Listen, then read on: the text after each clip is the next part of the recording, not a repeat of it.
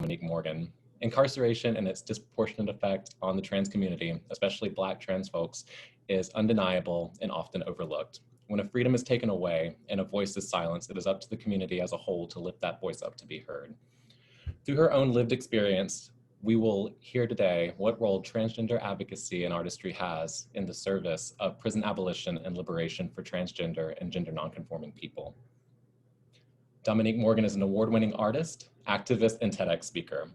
As the executive director of Black and Pink, the largest prison abolitionist organization in the United States, she works daily to dismantle the systems that perpetuate violence on LGBTQ and GNC people and individuals living with HIV/AIDS. Partnering her lived experience of being impacted by mass incarceration, including 18 months in solitary confinement with a decade of change-making artistry, advocacy, and background in public health, she continues to work in spaces of sex education, radical self-care, and transformative youth development with intentions of dismantling the prison industrial complex and its impact on our communities. Ms. Morgan is a 2020-10 Outstanding Young Americans Award recipient, NAACP Freedom Fighter Award recipient, and 2020 J.M. Kaplan Innovation Prize recipient. Please give a warm welcome to Dominique Morgan.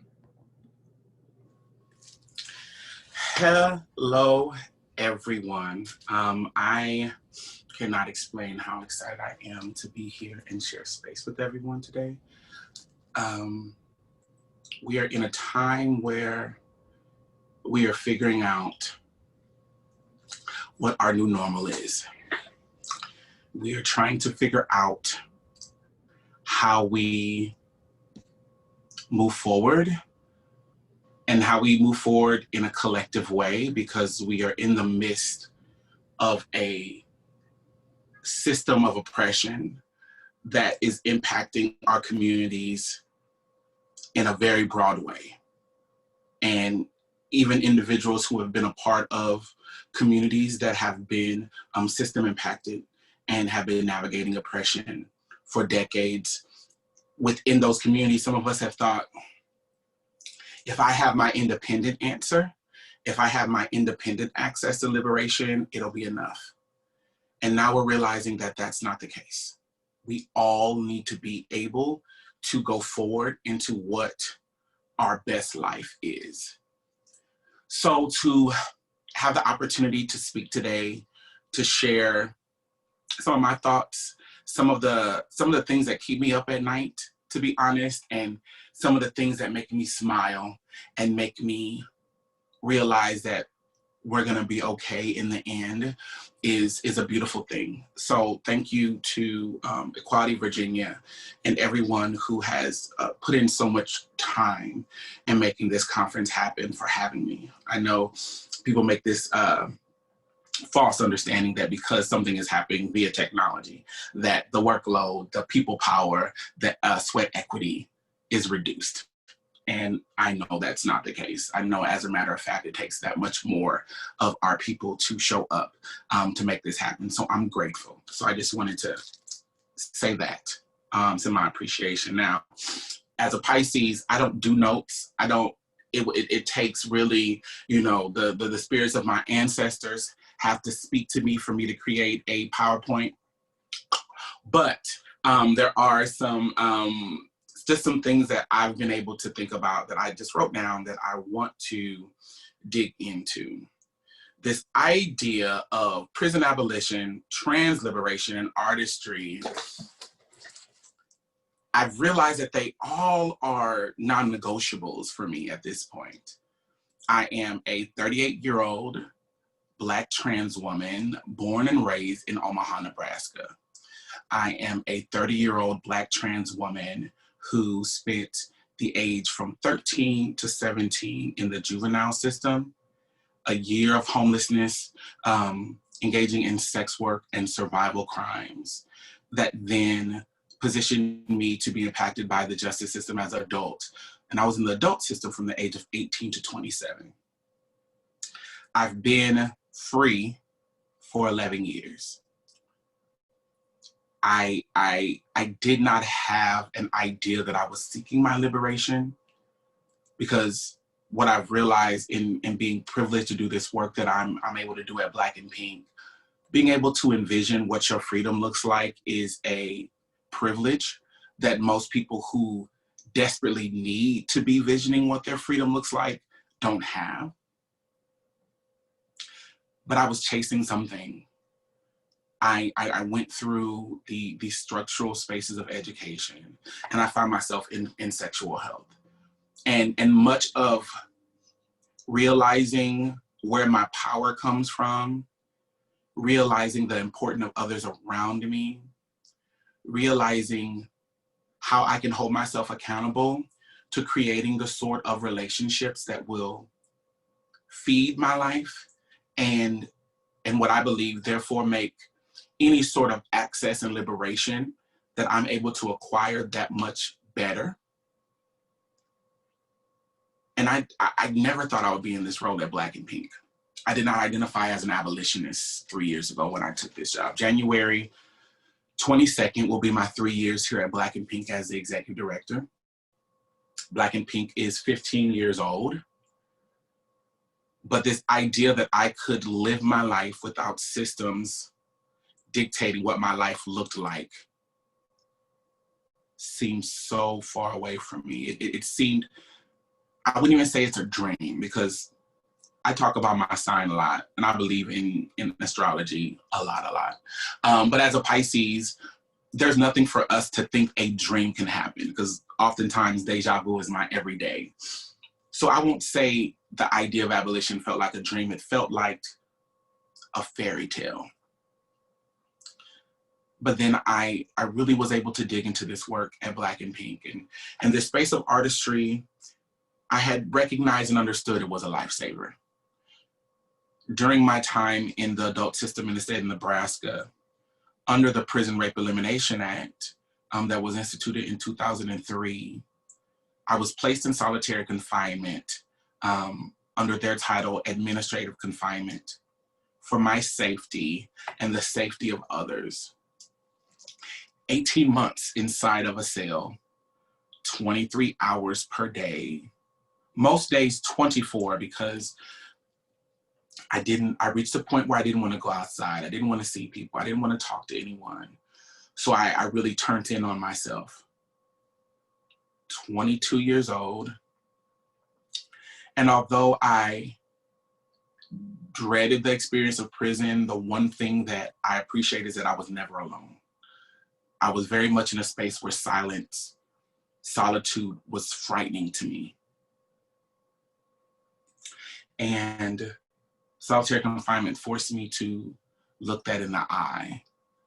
I believe through that solitude, I was able to really unlock my power of my artistry, because I started writing songs really just to make myself feel like I was maintaining my grasp on like reality.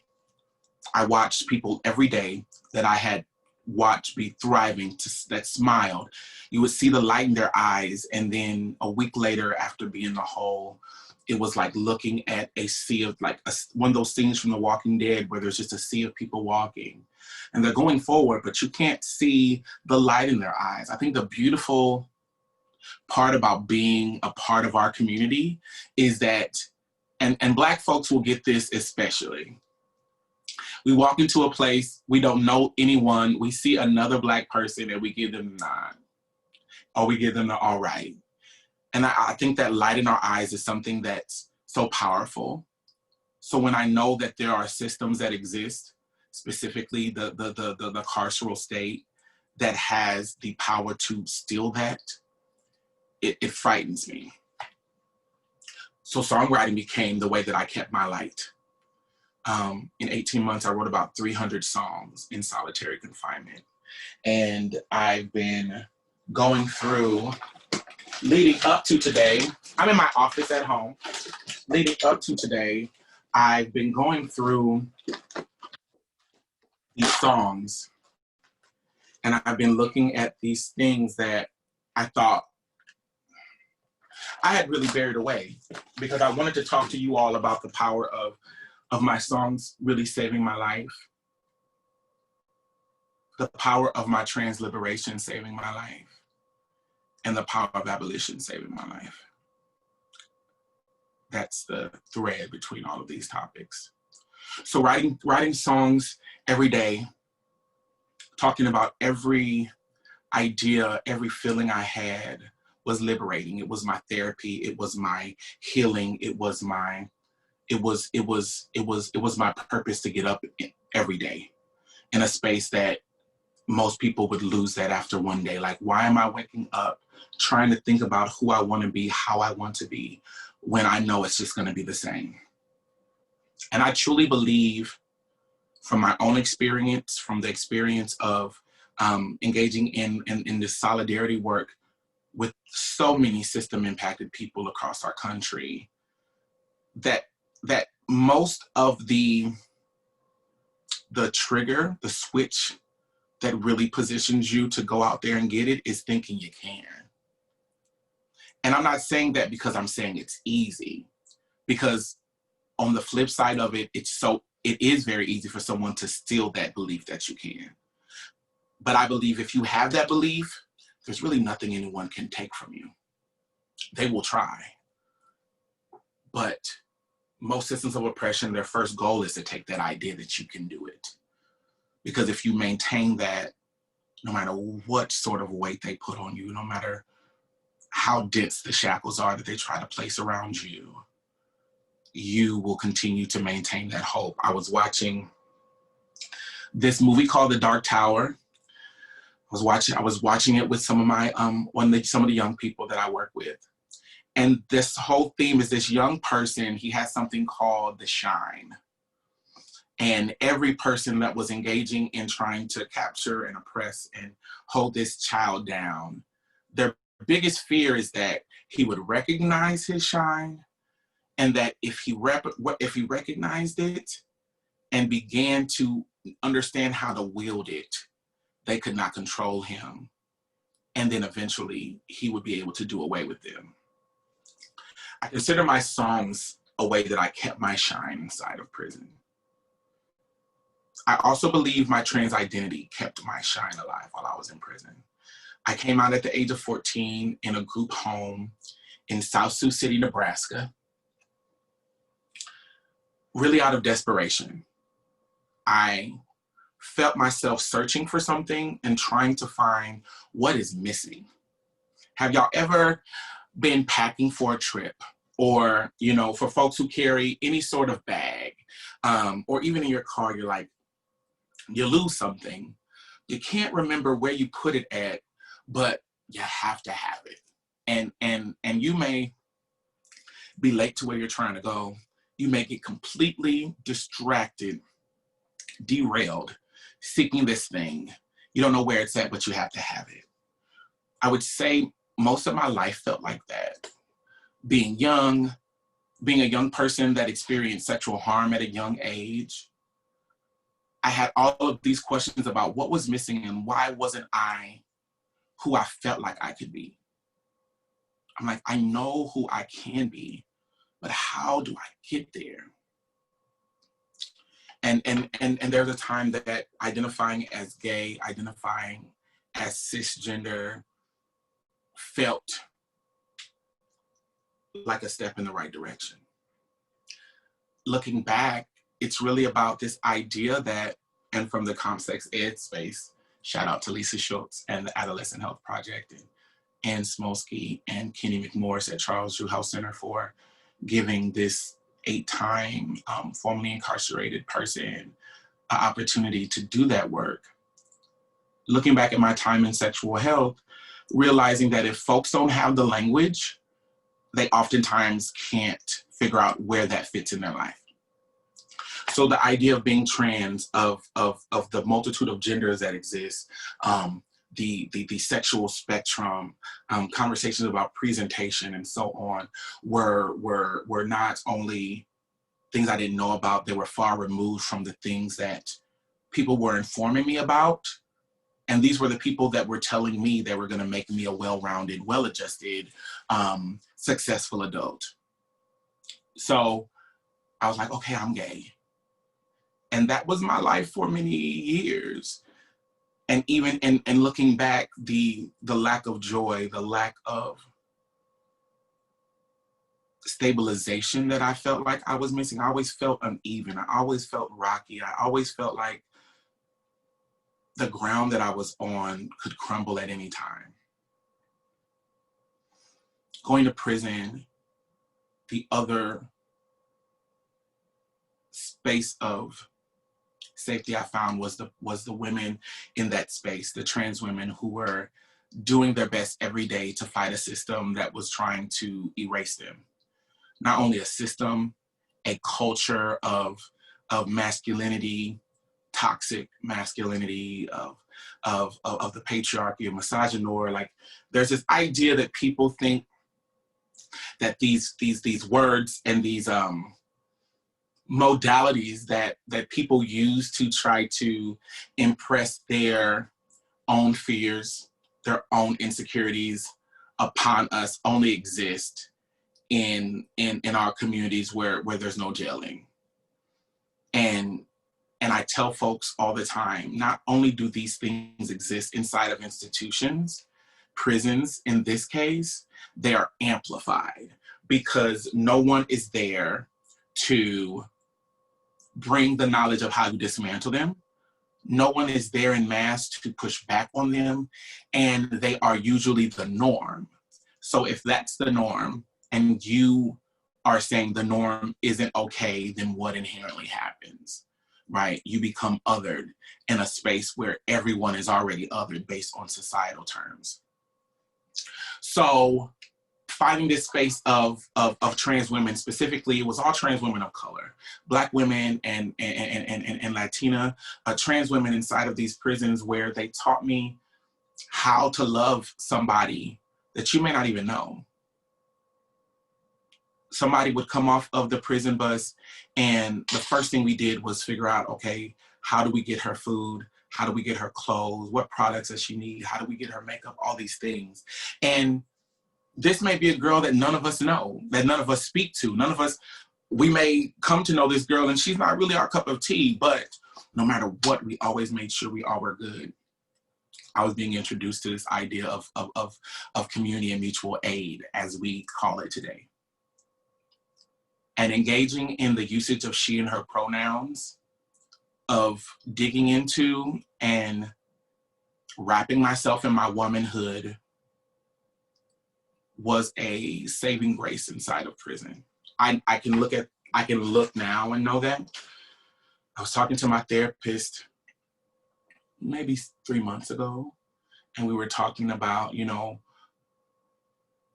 in prison, I felt powerless about where my body went, but inside there was always something, going back to that conversation of my shine. And we talked about music, but the power of my womanhood was huge for me. And even inside of those institutions, I had access to my trans liberation because I had my sisters with me. We took care of each other. We protected each other fiercely. And I recognized what it meant for me to feel whole. The drawback was I felt whole in a space that I couldn't live a whole life, if that makes sense. I felt whole within myself, but due to the space I was in, I could not engage in a life that felt whole. And that really plagued me. I was released February 16th of 2009, 11 years ago. I'm proud to say just this year on February 16th, it was a Sunday, just as it was a Sunday 11 years ago. Myself, my incredible national team at Black and Pink, the founder of Black and Pink, Jason Leiden, the first Black and Pink member, Douglas Rogers, and so many just incredible folks from across the country joined here in Omaha, and we cut the ribbon at a space called Leiden House. Leiden House is the home that I wanted to come out to 11 years ago, and now it's the home that so many young folks are able to access. We have 3 incredible Black and Pink family members now that are there. I was able to cook and have dinner with them last night. And so every day that I walk into Leiden House, I recognize that my ahas around my trans liberation inside gave me the opportunity to create this now. But back to 11 years ago. I walked out of that prison and I didn't see anything in our society that affirmed the power of femininity or womanhood.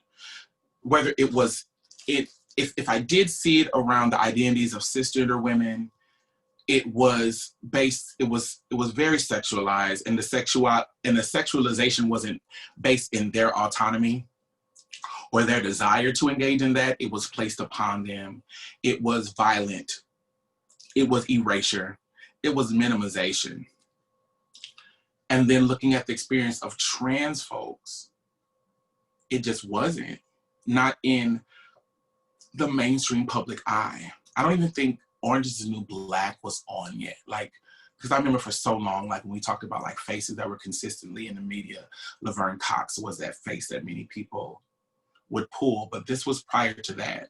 The most you would see a trans person in media, uplifted in our societal spaces, whether it's owning businesses or running organizations or designing clothes or doing music or whatever, really was in your random Law & Order SVU episode.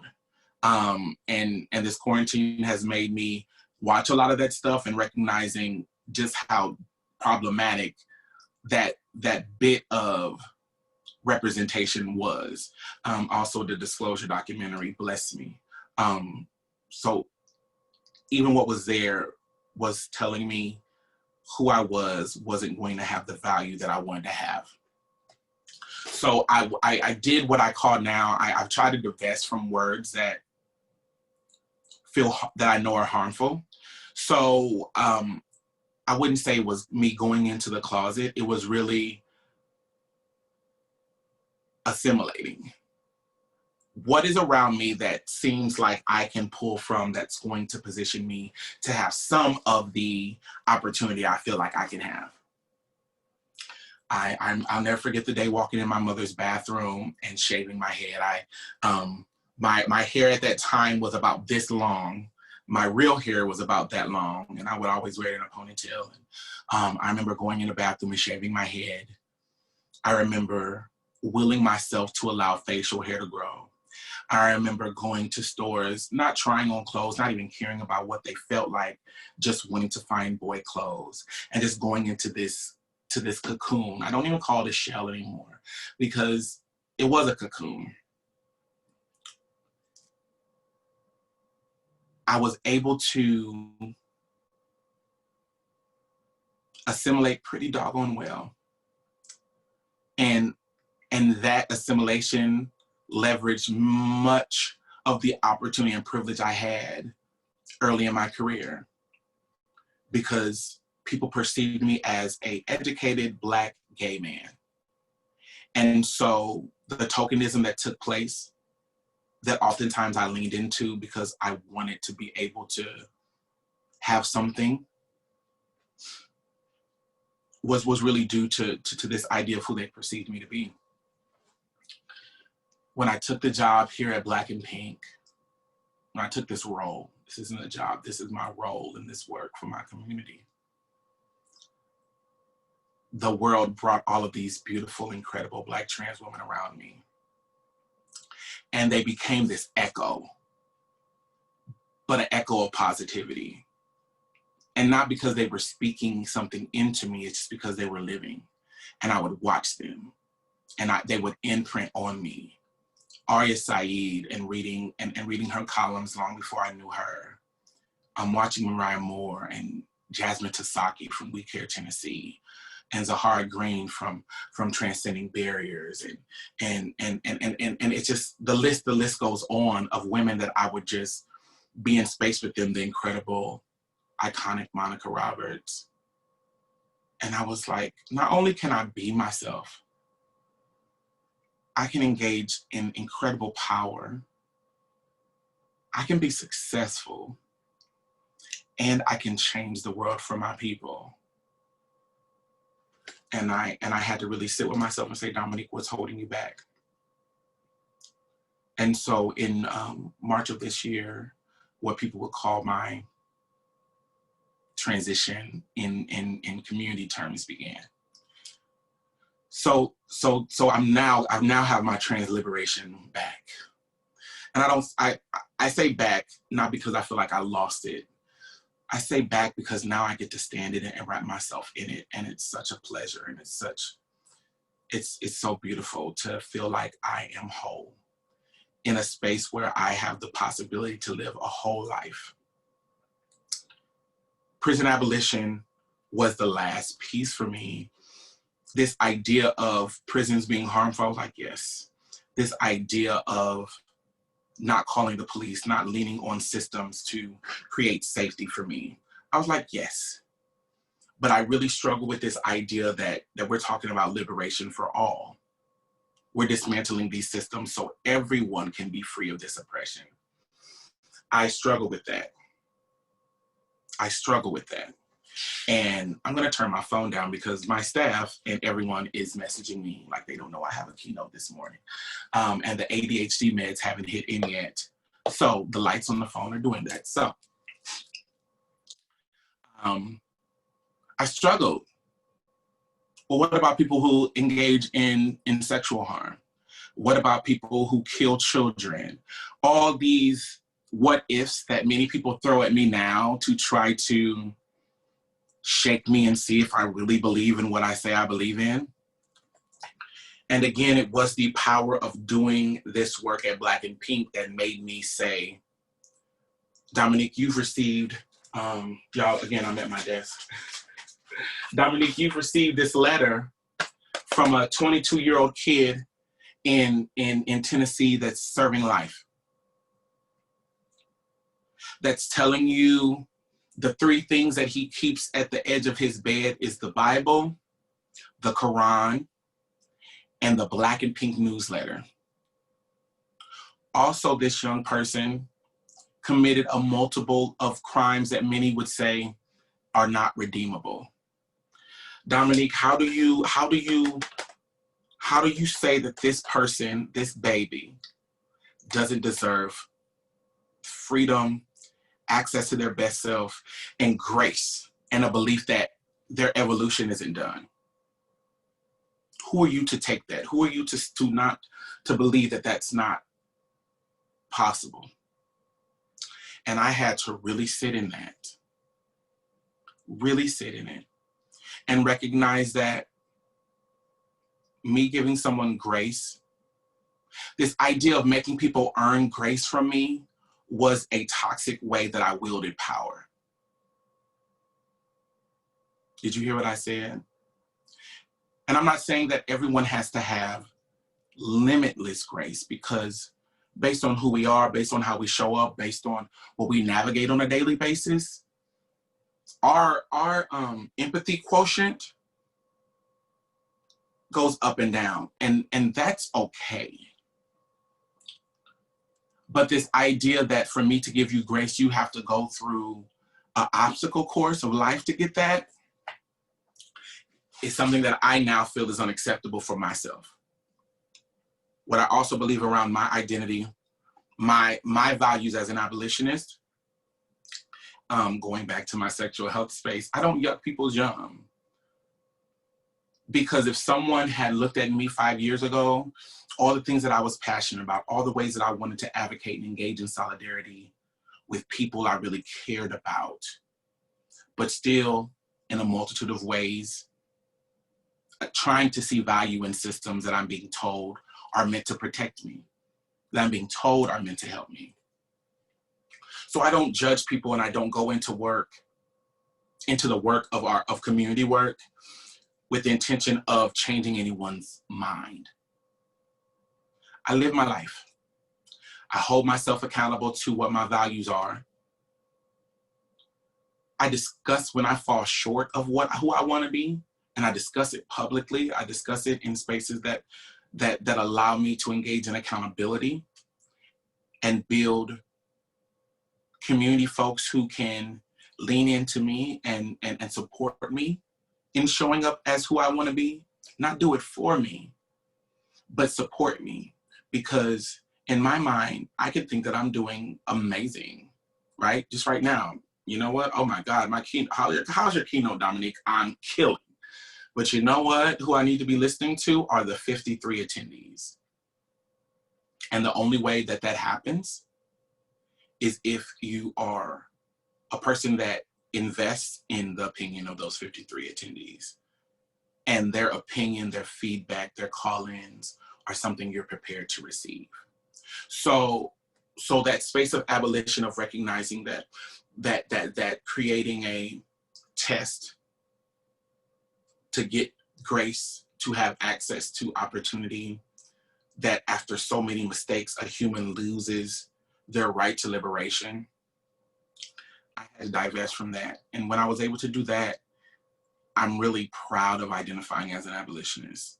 I'm proud of this idea that I now know that my people can be all right because we decide we're going to be all right.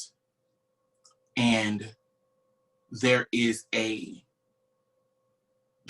way that we can be in charge of us always being all right. That my people, this idea of how do you go from being a survivor. I did a TED talk the topic was resilience. And I wrote the whole thing. And if you've done a TED talk or if you know people, there is no script, there is no notes. You have to go up there with it memorized. And I remember I left the rehearsal and I didn't feel good about what I was saying. And I went home, and I'm a huge comic book fan. I went home and watched Deadpool, and watching this person that essentially can't be killed, but isn't happy, makes everyone else miserable around them. And the one thing they really want, because of the route that they took to try to be resilient, feels out of reach. Resilience is just you congratulating me, celebrating me for surviving the thing that tried to kill me. I do not want to spend the next, I'm 38, I want to be a cute 80, honey, perched. You know what I'm saying? Like, I want to be grandma, auntie with a nasty silver lace front, honey, 28 inches, bring the grandchildren to my porch type vibes. I want to have the strawberry candy in my purse. I don't want to spend the next 42 years feeling like the only reason that the world sees me and values me is because when I get knocked down, I get back up. And this work of abolition has helped me recognize that we as community individuals can go from a space of survivorship. That resilient space is important because that allows you to recognize what you've been through and what hasn't taken you down. So it's the celebratory piece of that, I think, is so valuable. But I don't want that to be my stasis. I don't want to stay there. So I go from from survivorship, I'm making it day to day, to like, I'm doing all right, but I'm really not where I want to be. You know what I'm saying? Like, I see that meme all the time. No weapon against me shall prosper. And the meme is like, you know what? These weapons kind of prospering a little bit. I want to get out of that place to a space where I thrive. And the privilege that I have based on my skin tone, based on the income I have, based on the city I live in, based on the title I have, right? They've allowed me to thrive. The beautiful part about that is I recognize that once I'm thriving and once I'm able to sit in a space that allows me to dream from a space of abundance, to engage in society from a space of abundance, to love myself from a space of abundance, I'm able to disperse and not only from my own access, but I'm also able to look at other folks with access and say, this is possible, and I promise you it won't take away from what you worked for. We're not saying that you didn't work, you didn't push for what you have. We're saying that, my goodness, how much do you really need? How much do you really need? And how much of what you have can create radical, transformative change in your community? And what you have can be knowledge, What you have can be financial, of course. What you have can be space. What you have can be grace. What you have can be your heart. What you have can be your smile. But I realize that when I wake up every day asking myself, Dominique, how can you divvy out all that you have? It excites me. It's scary sometimes because it feels like a big responsibility. There are many, many, many, many times that I cry at night because I ask myself, why have I received all of this? Because I know so many of my sisters, so many of my family, my trans and queer and non-binary family inside of these prisons. I not only know from like my mind, I know because of the thousands of letters that we receive at Black and Pink that my people are suffering. Sometimes it's overwhelming to think about all that I have and ask myself, you know, that kind of survivor's guilt. But the beauty of looking at my trans liberation and knowing what that has brought to me, the beauty of engaging in my artistry. I've spent the last 2 years working on this album that began pre-transition. 2 weeks ago, I held my first very large concert since my transition, and it was like I sang for the first time ever. So to be putting out this double disc album, to be doing this work at Black and Pink that I hope, let me speak this to life, that I know when I leave this world, I can leave knowing that I gave my world a part of me, and a part of me has helped make change happen. In this space around prison abolition, just letting me know that no matter how these systems show up, no matter how much these systems refuse to back down, no matter how much those of us who have been indoctrinated to believe that the same system that has harmed us for hundreds of years could possibly be the same system that brings us relief, to know that I can build a world without them and not need their permission to do it. Those things make my life feel like it's one of the biggest dreams I ever could possibly have.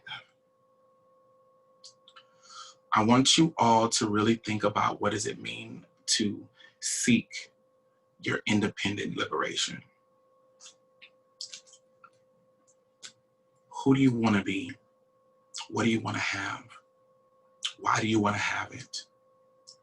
Who around you exhibits characteristics of who you want to be? Who around you has some of the things that you would like to have? So many people poo-poo on like lists. My friend group, we're big on vision boards. I'm big on lists. Part of it is my ADHD. You see I have papers everywhere. But I'm big on lists. And I tell people that if I don't know what I'm going to get, I'm not going to go get what I want to get. Think about what you want. Think about why you want it. Think about what you want. And then set your eyes and your sights on how to get it. And my hope and my wish for you is that you are built around community that will become invested in what you want and who you want to be as well. And that you won't feel like your road to liberation, that you're alone in the process. Even if the first marker on your road to liberation is something that's wholly for you. But I will say that don't let that be your finish line. Especially to the Black folks who are on this call. There's nothing wrong with feeling like when I wake up in the morning, I want to go out there and I want to get it for me. I want me and mine to be good. Beloved, there is nothing wrong with that. But the systems want us to stop there. because they want us to perpetuate this idea that one person can do it all, that if a person doesn't have it, it's because they didn't want it. I challenge you to continue to think about, after your independent liberation, to engage in work, community, practice that helps us envision what our community's definition of liberation looks like, and engage in the work to help make it come to fruition. Because though it's laced and wrapped in supremacy and racism and violence, that's what white folks have done. They can hate each other all day, but will coalesce around this thing that helps them maintain their power and access. The problem is that they do it at the cost of anyone. That they do it in a way, and the way for them to do it, they have to minimize, erase, kill, step on those around them. I'm telling you, we can do the same work of solidarity. We can come together and create unified answers. We can find incredible spaces of relief and opportunity in a community way that does not mean that anyone has to suffer for it to happen. I know this to be true. So think about who you want to be, what you want to have, and how you can get it. And then think about those around you. Think about those that look like you, those who live on the same block you grew up on, that went to your school.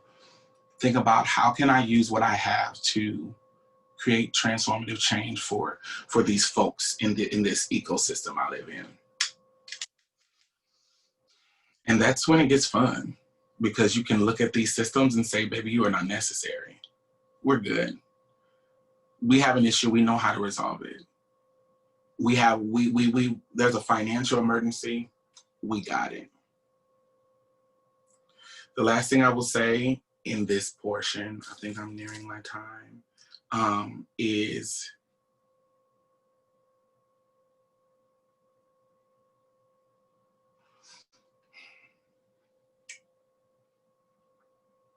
I said that I feel as if it was a toxic approach to my power to put people through a multitude of tests to have access to my grace.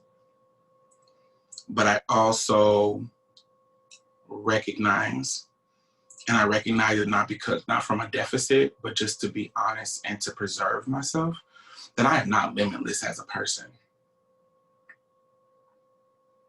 I am not limitless. And doing that positions me to really appreciate and oftentimes challenge myself to be open to need community.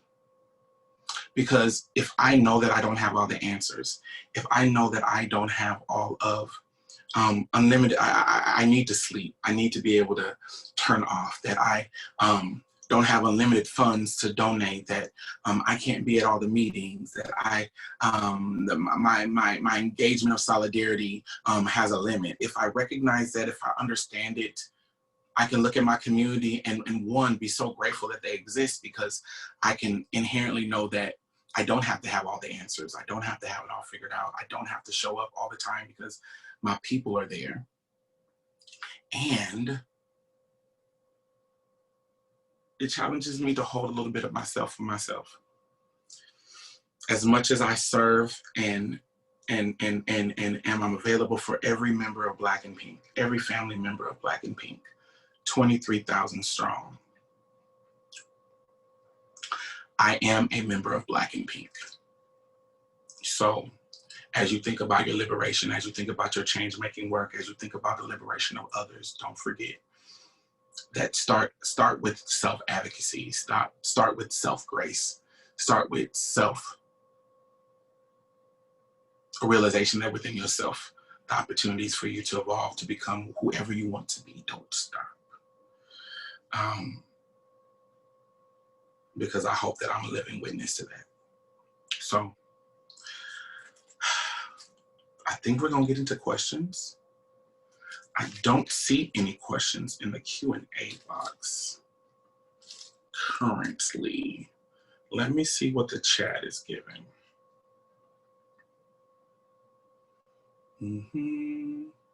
Okay. I'm not seeing anything in the chat as in regards to questions. There's a Q&A tag. There was one that was answered. Okay, anonymous attendee. They had someone listed as answered, but I did not answer this specifically. Anonymous said, what does being a Black trans woman mean to you?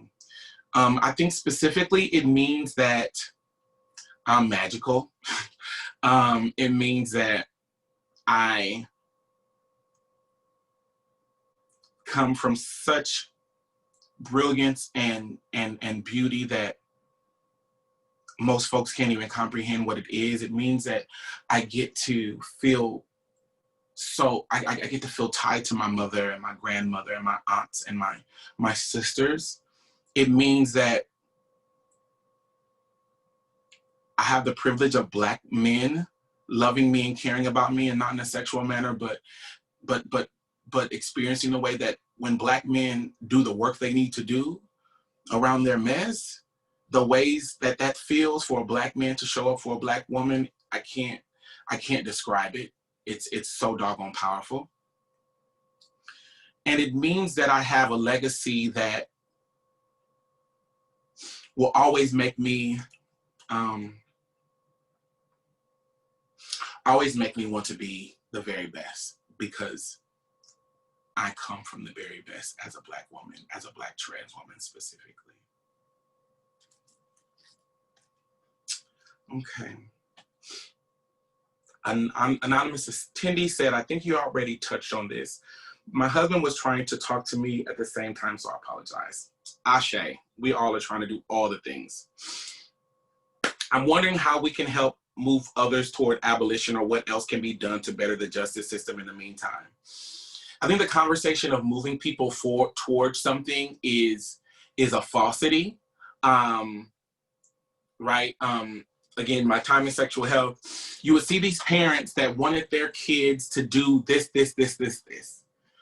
And they would walk into my office and say, oh my goodness, they're not listening. Oh my goodness, this isn't happening. And I would say, well, one, what if you demonstrated?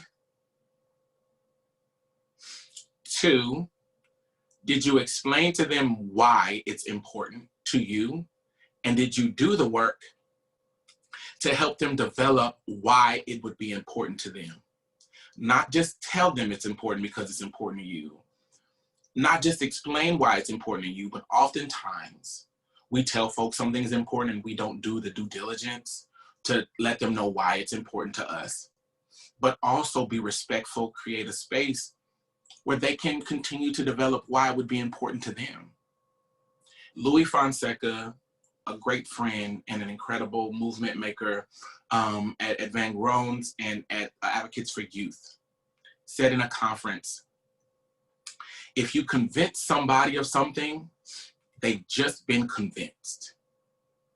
And if you can convince them, somebody else can come by and convince them as well. So I very much believe that living my life in a way that holds myself accountable to my values is important. To do it as publicly as I feel comfortable doing it, because not everybody's work has to be about the advocacy of like that, you know, on Instagram and on Facebook, you know what I'm saying? Like that's not everybody's ministry, and that's okay.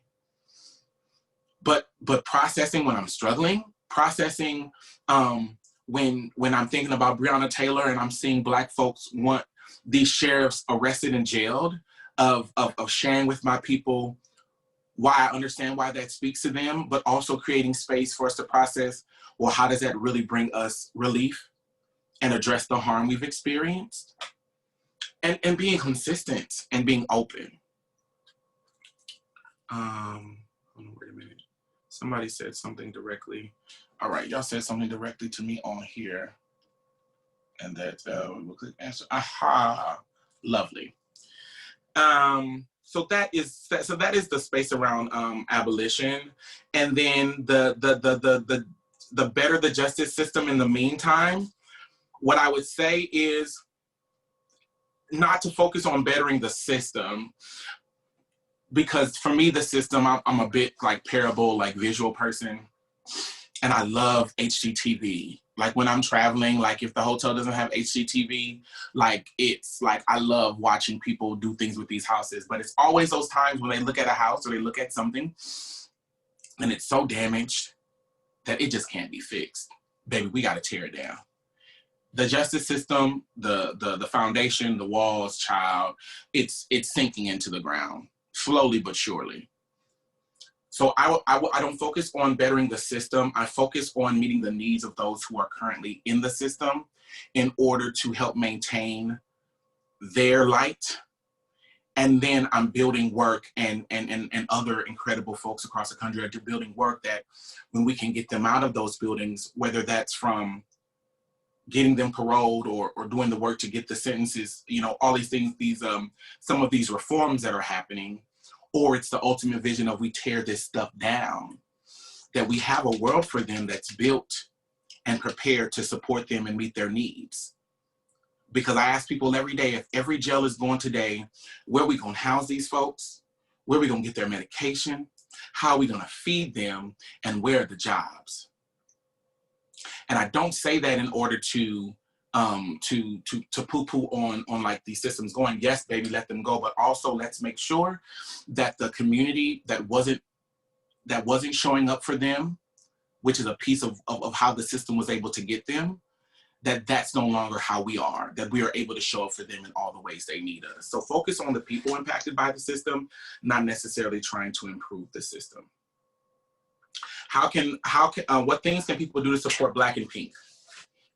So my board of directors or anyone would you know, pull out my toenails if I didn't say, we do work on a large scale. We are a national organization. We are about to walk into a capital campaign to build a youth space for queer youth that I believe is going to dismantle every idea of how we think we can show up for babies in a way that positions these young people to be able to thrive in like just ridiculous ways. $1 million capital campaign for that. We are a agency that is a nonprofit, and so therefore we're a part of the nonprofit industrial complex. But one of the things that really assists me as an executive director and in our work to be able to divest from foundations at times or grant dollars that can feel restrictive to our work is the investment from community. And an investment is $1.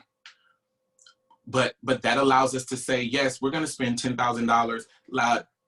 2 weeks ago, we spent $20,000 on sending mailers, information, how-to forms, and tax forms to every incarcerated person on our mailing list for them to be able to apply for their stimulus. Now, if I was to write a grant for that, no one's gonna give me grant dollars to do that. But because of donations and community members, we made the choice to invest that to our inside members in hopes that they'll be able to acquire funds that we know will definitely benefit them, but inherently is going to benefit their loved ones and people around them. And that's a choice that we're able to make because of community members pouring into us. So that's one piece. Becoming a Black and Pink pen pal, we are launching our new pen pal platform in about 3 weeks, and it's incredible. It's so exciting. There's going to be a pen pal app, and it's some great promotion. So go to Black and Pink's, all of Black and Pink's social media platforms, because you will be able to find out how you can become a Black and Pink pen pal. If you feel as if, you know, the pen pal relationship isn't something you're ready for, we're also doing a campaign because not every Black and Pink member has a pen pal. 15 for 15.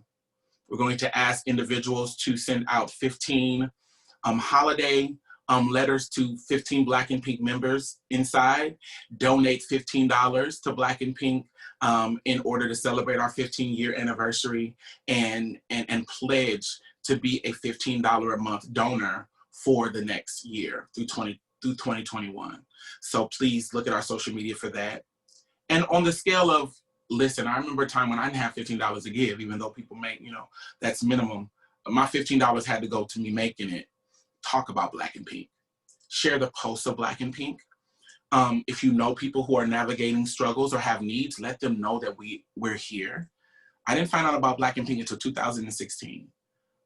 I always wonder what my prison experience would have been like if I knew Jason Light and if I was plugged in and knew that there are people who were advocating for and who loved me no matter where my body was.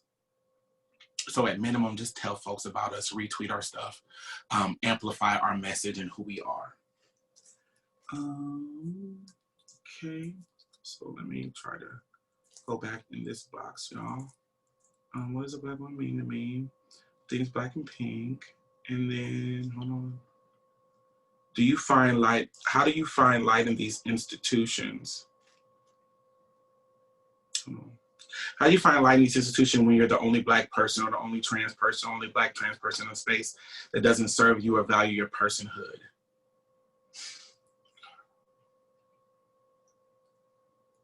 It's difficult. There's going to be days, I have days, when I'm just like, this ain't it. I think you have to really, if you can find one person that can feel like a space of respite and relief, at least find one person. If that's not accessible to you, I want you to find things that you can do that make you feel loved. So when I couldn't reach people, when I couldn't touch people, writing music made me feel loved. Because it made me feel like I was doing something magical because I was writing these songs. It made me feel like I was doing something that was important, and it made me feel like I was creating something that people might remember me by back then. Find something that makes you feel loved. Create a strong plan around self-care, an extensive plan around self-care. And if I'm in reach, you're never the only Black person, the only Black trans person. And I know of a litany of people that would be there for you to invest in community. So reach out to me personally. If we're able to do or begin with doing just one thing to advance the goals of prison abolition, what would one thing be? The one thing would be is to amplify the truth that we can engage in calling each other in, that we can hold each other accountable, that we can address issues around safety, that we can figure out how to keep our communities going forward without systems being involved. I was teaching a class on abolition at the high school one day, and this young kid was like, "Oh, I get it. So abolition is when when people have car accidents in the wintertime, and you see that the police will tweet, 'Don't call us, just exchange information and figure it out.' They want us to handle it." And it was a moment of irony because not only is abolition around us and we engage in it all the time, when systems decide that they don't have the bandwidth to do the thing that they've tried to convince us that they're necessary for, they will say, "Figure it out." Well, beloved, I talk often that I'm not gonna wait for anyone to give me the permission to figure it out. If I can do that when it's a snowstorm, then I can do it when it's shiny outside and the sun's out. And I'm not gonna wait for them to tell me. So talk about more and more and more this, because I think that gives people the seed of how do you handle situations now and not use these systems? And do some visioning around what sort of plans could be put in place that when larger things happen, you could figure out how you divest from these systems. I think that's important, and not in an all or nothing space, not in a way to minimize or try to critique people, but a spirit of building community, wanting to know, and pouring into answers. And I know I'm over, but I'm gonna answer this last question. Touching on the Breonna Taylor situation, as someone who believes in abolition, but also wants to see justice served for Breonna and others like her, AKA the officers arrested, how do we grapple with the idea of abolition while seeking justice for our Black brothers and sisters? I think we need to replace justice for healing, because that's what, when I hear people say justice and it doesn't have a tinge or a layer of revenge, which I need to also say that it's not my space to judge that. Like, if that's what people want, I won't get back. I'm not to judge it, but I do ask them to say that explicitly, because you're saying justice, but you want payback, and that's understandable, okay? For me, it's what's helped me with that situation is really diving into when my Black folks, when my Black family says justice, to say, what do you mean? Because if you say revenge, if you say you want retribution, then this system might possibly give you that, but most likely won't. Here in Omaha, Nebraska, you may have heard about the case of James Scurlock, this young 22-year-old child that was murdered by Jake Gardner. And I watched my Black folks want Jake in jail so bad and do all these other things. And I kept saying, do we want healing or do we want revenge? We want we want payback. And when folks said payback, I said, I need you to be prepared for it not to come the way you think it's going to. It took a month and some change for him to be indicted. When he was indicted on a manslaughter charge, he was allowed to leave and given 7 days to turn himself in. And then Jake chose to take his life because of the circumstances around him. So I always come back to, then what do we do now? Because revenge is no longer on the table, but healing is necessary. So really focusing on healing, focusing on what healing looks like, doing that work of that definition work, like what do you, when you say that, what do you mean? And I'm not challenging you to make you feel less than. I'm saying, so one, I can understand. And oftentimes when people ask us a question in the spirit of just wanting to know, they will recognize really what they mean. And there's been so many times in this work around abolition where I've had to just sit down and say, Dominique, when you say this, what have you meant? And how much of that meaning was given to you by the same systems that you're trying to undo? Not easy, nuanced, a huge process, but something that I found helpful through George Floyd, Breonna Taylor, through just the history of these campaigns, seeking justice, knowing that may never be the case through that route. All right, I went over. I'm going to, I think in the order of things, like, so is someone rapping? Okay, and that's my closing remarks. Just seek healing. Seek healing and seek answers that challenge your ways of knowing your epistemology, and be open and be excited about shifting what you know to be true and what that looks like.